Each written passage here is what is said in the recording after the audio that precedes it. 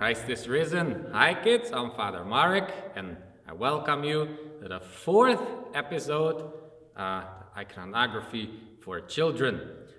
Just a little reminder, what we learned last episode, in episode 3, we talked about 4 colors, was white, green, brown, and black. So if you would like to know something about those colors, you can go to episode 3. But today we're going to talk about the face and facial features and the meaning and what those features mean in the face and the icon.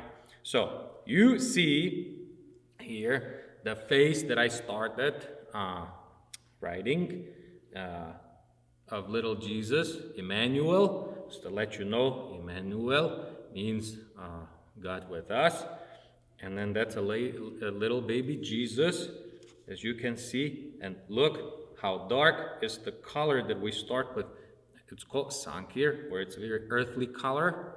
So every face that we paint, it's starting from this really dark brownish green color, and that represents the earth because God created Adam from earth, and we're gonna go through the process of resurrection in the face.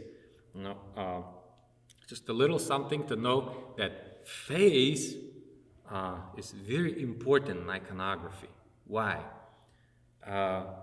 God gave us an image. And this image we portray in iconography as the living icons, right?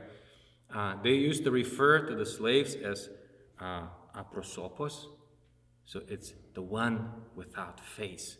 Or that's one extreme, or another extreme is when sometimes devil is being depicted with 2 faces, and that's another extreme that, he plays the good guy and the bad guy. See that? So it's either a slave with someone with no face or someone with 2 faces, which is evil. But God gave us one original face. See that? Us as the living icons. But anyhow, what we're going to talk today about is also, this is this icon of baby Jesus, Emmanuel, that I have written. I have written many icons, many. I'm not going to even say the number. But here, what we see, you can notice that an icon, you have a large eyes there. See? Very large. That comes from the tradition of Greeks. They used to paint very large icons because they believe that the soul is behind the eyes. So if somebody looks at you straight into the eyes, that means that you're a very honest person. Okay, so very large eyes. In iconography, also symbolically, it means that that person, that saint, have seen great things already, right? Being in the heavenly realm. Nose is very important too. Nose is usually very thin in iconography, and it's elongated. Why? Because nose already smells this fragrance of the Trinity, the beautiful aroma of being in the heavenly realm.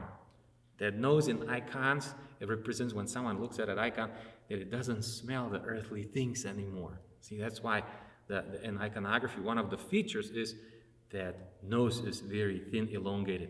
And I'll tell you later why nose is also important, okay? You have a very small mouth, all right? That means that they didn't talk as much, those saints. See, we have tendency to yak, and talk, right? And also, they didn't eat as much, and they fasted a lot, so that's more a ascetical approach.